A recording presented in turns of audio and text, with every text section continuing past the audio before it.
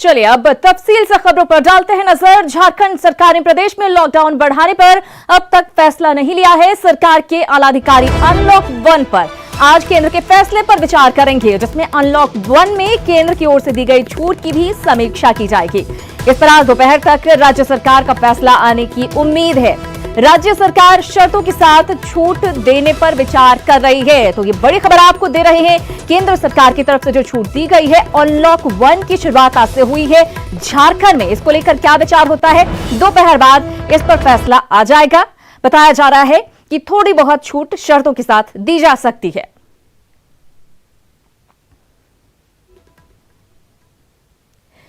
तो झारखंड में लॉकडाउन को लेकर हेमंत सरकार की ओर से अब तक एडवाइजरी जारी नहीं किए जाने पर बीजेपी ने निशाना साधा है। बीजेपी विधायक सीपी सिंह ने कहा है कि हेमंत सरकार कमजोर है और सरकार के अधिकारी भी बिल्कुल अक्षम हैं। उन्होंने कहा कि अच्छा तो ये रहता कि मुख्यमंत्री सभी विधायकों से बात करके ही नई एडवाइजरी पर फैसला ले लेते।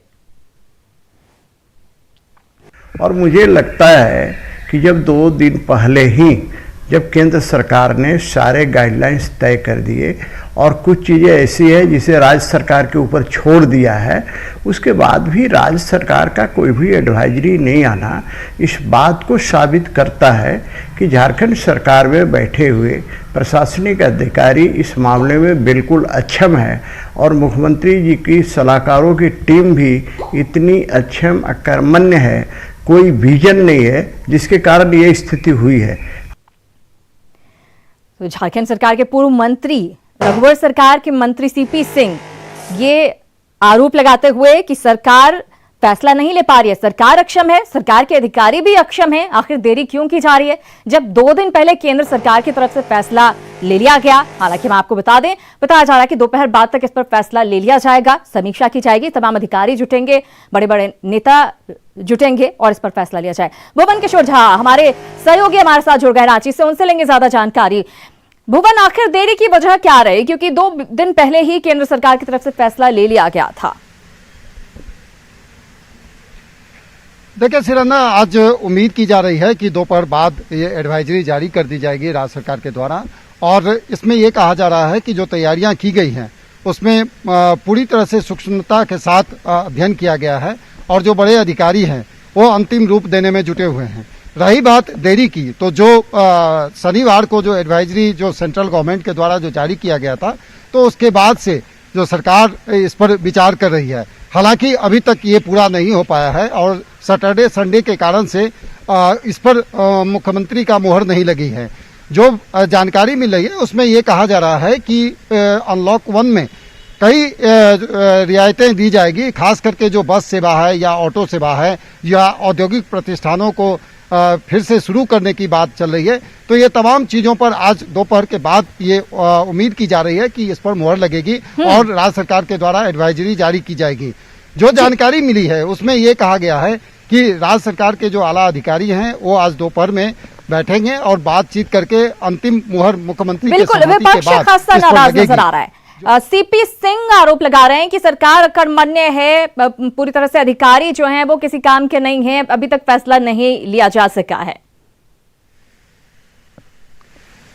देखिए, सीपी सिंह का जो आरोप है वो कहीं ना कहीं राजनीति से प्रेरित जरूर दिखता है, क्योंकि जो वक्त है, क्योंकि सैटरडे को जो एडवाइजरी जो जारी की गई तो सैटरडे के बाद संडे को यानी कि कल इस पर मोहर लग जानी चाहिए थी, लेकिन वो नहीं हो पाया और इसके कारण से विपक्ष को ये जरूर मौका मिला है, विपक्ष को हमला बोलने का मौका मिल गया। और जाहिर है बिहार में चूंकि लागू कर दिया गया है अनलॉक 1, ये भी एक वजह है कि झारखंड में सरकार पर हमला बोलने का मौका मिल गया। बहुत धन्यवाद भुवन इस तमाम बातचीत और जानकारी के लिए। खबरों में आगे बढ़ते हैं। रांची में हिंद पीढ़ी के लोगों को बड़ी राहत मिली है। हिंद पीढ़ी को पूर्ण रूप से कंटेनमेंट जोन से मुक्त करने का जिला प्रशासन ने फैसला लिया है। रांची उपायुक्त की अध्यक्षता में जिला आपदा प्रबंधन समिति की बैठक में यह सहमति बनी। हिंद पीढ़ी में पिछले 28 दिनों से कोई भी कोरोना संक्रमित मरीज नहीं मिला है। ऐसे में प्रशासन के द्वारा बैरिकेडिंग खोलने का काम शुरू कर दिया गया है। विभिन्न चौक चौराहों पर लगे बैरिकेडिंग को हटाया जा रहा है। सेंट्रल स्ट्रीट और एकरा मस्जिद के पास का सीलिंग भी हटा दिया गया है। हम आपको याद दिला दें कि ये वही इलाका है हिंद पीढ़ी का जहां पर शुरुआत में सबसे ज्यादा केसेस कोरोना के सामने आए थे। अब झारखंड में कोरोना मरीजों की संख्या लगातार बढ़ती जा रही है, लेकिन राहत की बात यह है कि इलाज के बाद लोग तेजी से ठीक भी हो रहे हैं। धनबाद में कोरोना के 6 मरीज कोरोना को मात देकर निकले हैं। अस्पताल के डॉक्टरों और नर्सों ने इन मरीजों को विदा किया। इस मौके पर अधिकारियों ने इनकी हौसला अफजाई की, ताली बजाकर इन्हें विदा किया।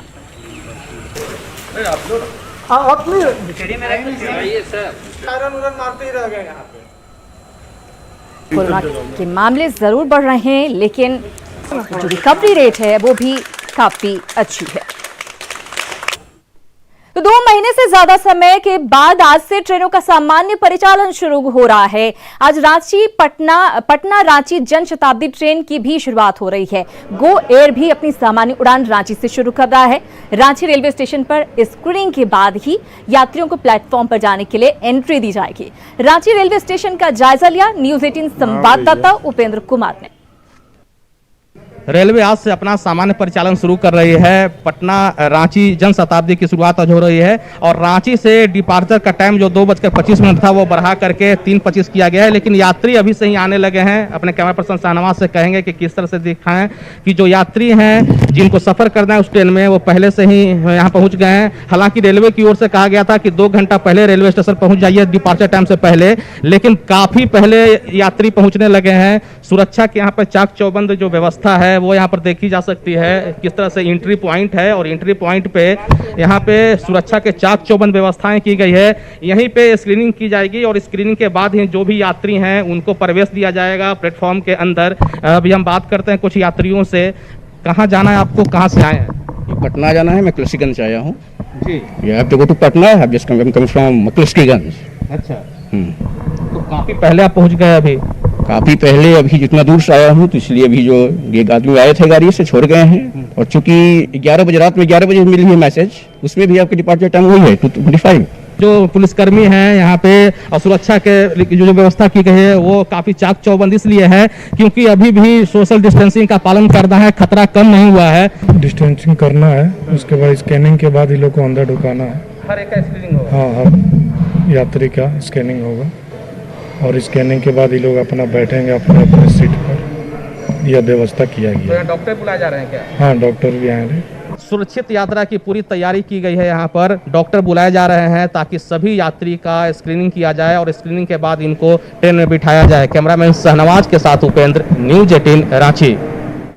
तो लोगों को अब ज्यादा राहत दी जा रही है। 2 महीने बाद ट्रेन जो है सुचारू रूप से चल रहे हैं, लेकिन नियम कायदों का पूरा ध्यान रखा जा रहा है। इधर कोरोना संकट में प्रवासियों की घर वापसी को लेकर हेमंत सरकार ने खजाना खोल रखा है। बस ट्रेन के बाद अब हवाई जहाज से भी प्रवासी वापस लाए जा रहे हैं। बावजूद इसके कई बदनसीब ऐसे भी हैं जिन तक सरकार की मदद नहीं पहुंच पा रही है। लोग पैदल ही अपने घर जाने को मजबूर हैं।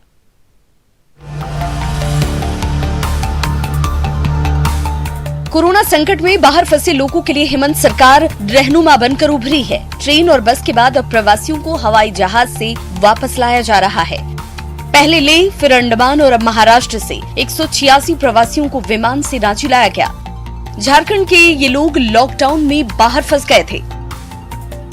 खराब भी लग रहा था, सोच भी रही थी कि ऐसा सिचुएशन आ गया जो 2-2.5 महीने बाद लॉकडाउन के बाद आज ये घर वापस आ रहे हैं। इन लोगों की जो स्थिति है उसे देखकर खराब भी लगा और लगा कि अगर सरकार ने पहले कुछ काम किया होता 2 महीने पहले तो आज ये स्थिति नहीं आई होती। प्रवासियों के लिए सरकार ने खजाना खोल दिया है। एक तरफ रेल से लेकर हवाई सेवा से प्रवासी लाए जा रहे हैं, वहीं दूसरी तरफ कुछ ऐसे भी बदनसीब हैं जिन्हें सरकार और प्रशासन अपने हाल पर छोड़ चुकी है। चेन्नई से वापस लौटे घाटशिला की दिघरी सबर को प्रशासन ने क्वारंटीन तो कर दिया, लेकिन क्वारंटीन पीरियड खत्म हो गया तो उसे अपने हाल पर छोड़ दिया गया। ऐसे में 22 किलोमीटर पैदल चलकर अपने घर पहुंची। বলছে গাড়ি তো পাঠাতে পারছি না, বলছে চলে আসো তোরা। তখন বলছে হ্যাঁ তাহলে চলে যাবো। বলছি কোনো তো বেমার বেমার নাই যে, বলছি চলে যাবো। ওইখানে চলে গেলি। पाकुड़ में भी मजदूरों का दर्द सुनने वाला कोई नजर नहीं आ रहा। बंगाल के कूच बिहार से 30 मजदूरों ने पैसा इकट्ठा कर एक बस किराए पर लिया, लेकिन बस वाले ने मजदूरों को बंगाल बॉर्डर पर ही उतार दिया क्योंकि उसे और पैसे चाहिए थे। फिर प्रवासी मजदूरों ने 50 किलोमीटर का सफर तय किया और पाकुड़ पहुँचे। हम लोग को अपने गाड़ी भाड़ा करके हम लोग पैदल यहाँ फरक तक आ गए। फरक से हम लोग को पैदल आ गए यहाँ पाकुड़ जिला। सरायकेला में भी कुछ ऐसी ही तस्वीर देखने को मिली जहां मजदूर पैदल ही सफर तय करने को मजबूर हैं। बिहार के मोतिहारी के रहने वाले मजदूर चेन्नई से ट्रक वालों की मदद से किसी तरह सरायकेला तो पहुंच गए, लेकिन इसके बाद आगे का रास्ता तय करने के लिए पैदल ही निकल पड़े। Bureau report, news 18। मदद पहुंचाने की पूरी कोशिश की जा रही है, लेकिन बहुत लोग ऐसे हैं जो बच जा रहे हैं। नाकाफी साबित हो रही है जो मदद की जा रही है। सरकार ने हवाई जहाज से अपने प्रवासी मजदूरों को घर पहुंचाने की कवायद तो की, लेकिन मजदूरों को अपने ही जिले में ऑटो का किराया चुकाकर स्वास्थ्य जांच के लिए जाना पड़ा। दरअसल सभी मजदूर प्लेन से रांची पहुंचे और फिर इन्हें पाकुड़ भेजा गया। पाकुड़ पहुंचने पर इन्हें होम क्वारंटीन को कहा गया, लेकिन इससे पहले इनके स्वास्थ्य की जांच होनी थी। जब प्रशासन ने कोई व्यवस्था नहीं की तब वो खुद ही ऑटो से जांच केंद्र पहुंचे, जिसका किराया भी सभी मजदूरों ने मिलकर चुकाया। यहाँ से गए हैं अक्टूबर 2019 में, अक्टूबर को चले गए हैं। चला के उधर 3 महीने तक काम किए। उसके बाद लॉकडाउन स्टार्ट हो गया तो हम लोग काम भी बंद कर दिए हैं। बंद करके ऐसे ही 4 महीना काम नहीं किया। और बात बदले बदले मौसम की। झारखंड में आज मौसम का मिजाज बदला। राजधानी रांची में आज सुबह झमाझम बारिश हुई। तेज हवा के साथ हुई बारिश से लोगों को गर्मी की तपिश से राहत मिली। मौसम विभाग के अनुसार राज्य के कई हिस्सों में 5 जून तक बारिश होने की संभावना है। इधर बारिश के कारण राजधानी के ज्यादातर हिस्सों में बिजली गुल रही, जिसके कारण लोग परेशान रहे।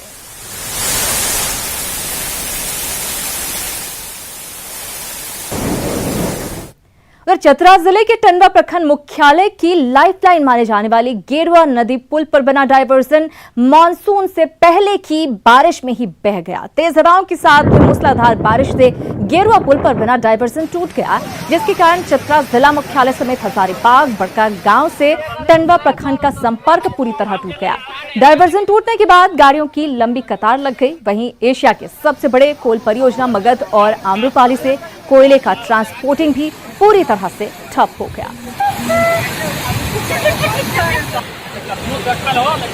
नदी को गेरुआ नदी बोलते हैं, है ना। करीबन इस नदी से चतरा जिला, हजारीबाग और रांची, लातेहार रूट जोड़ती है।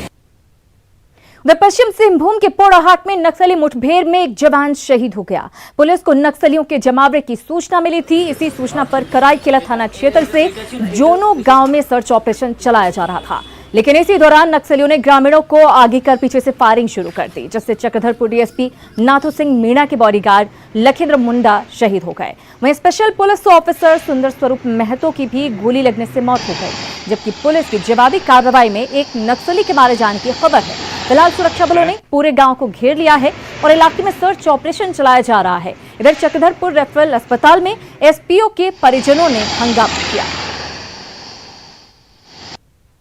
कराईकेला के जोनुआ गांव को जैसे ही उसके आसपास की पहाड़ियों के संदर्भ में सूचना थी, तो उस गांव को हम लोग जैसे ही पार कर रहे थे तो उसी समय जो है पुलिस के ऊपर जो ग्रामीण रास्ता होता है और खपड़ेल के घर होते हैं, उसके साथ जो समकोण बनता है, जो राइट एंगल बनता है, वहीं से अचानक घात लगाकर माओवादियों के द्वारा जो है एक तरह से कह सकते हैं कि कायराना हरकत करते हुए उनके द्वारा फायरिंग किया गया और ग्रामीणों की आड़ का उपयोग किया गया, घरों की आड़ का उपयोग किया गया।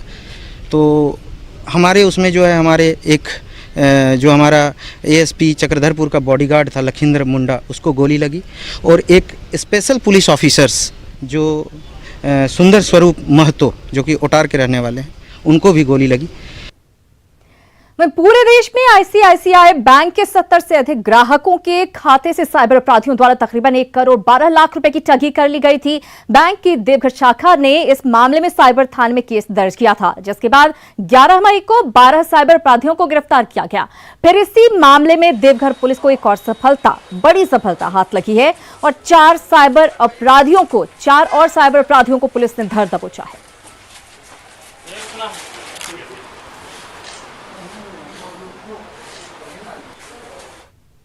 इधर पूरे देश में फांसी लगाकर आत्महत्या करने के मामले में जमशेदपुर शहर नंबर 1 पर है। वहीं लॉकडाउन के दौरान शहर में खुदकुशी के मामले 2 गुने हो गए हैं।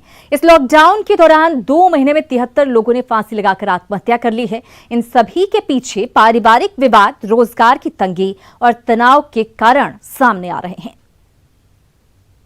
करीब 3-4 दिन से हम लोग देख रहे हैं कि जमशेदपुर में परसों करीब 4 लोगों को आत्महत्या का सामने आया, कल शायद 2 लोगों को आत्महत्या आया। तो इसमें विभिन्न कारण हैं। कोई मतलब अपना लॉकडाउन में किसी उनका जो है काम नहीं कर पा रहे हैं, किसी का दुकान नहीं चल रहा है। एक तो कुछ समस्या है इन लोगों का कि आमदनी के संबंध में, कुछ लोगों का है परिवार में कोई प्रॉब्लम है, कुछ लोग जो है बीमारी से ग्रसित है तो इन लोगों को कोई इलाज में दिक्कत हो रही है। ऐसे करके कई सारा चीज़, कुछ लोग जो है पति पत्नी के बीच में लड़ाई है, ये काफ़ी सारी चीज़ें हैं। लेकिन कोई भी चीज़ का हमेशा निदान होती है।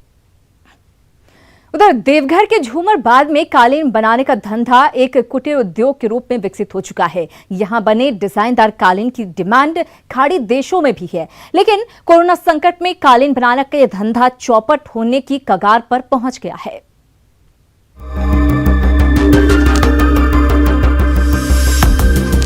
देवघर के झुमरबाग में बने कालीनों की डिमांड न सिर्फ देश बल्कि विदेशों में भी है। यहाँ तैयार की गई डिजाइनदार कालीनें सऊदी अरब समेत खाड़ी देशों में खूब पसंद की जाती हैं।